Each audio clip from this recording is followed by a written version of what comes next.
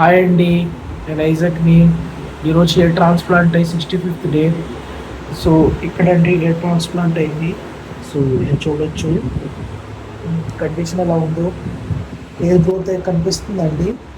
So కంప్లీట్గా result వచ్చే వరకు 6 months పట్టిద్దండి.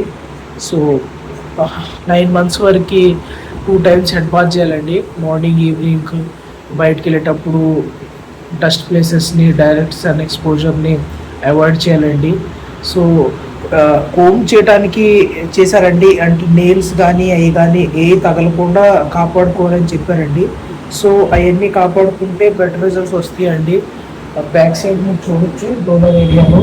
సో బ్యాచెస్ ఏం కనిపించట్లేదండి, కంప్లీట్గా హెయిర్ గ్రోత్ కనిపిస్తుంది. So this is the condition of 65th day. Thank you, John sir, and this team. See you next vlog.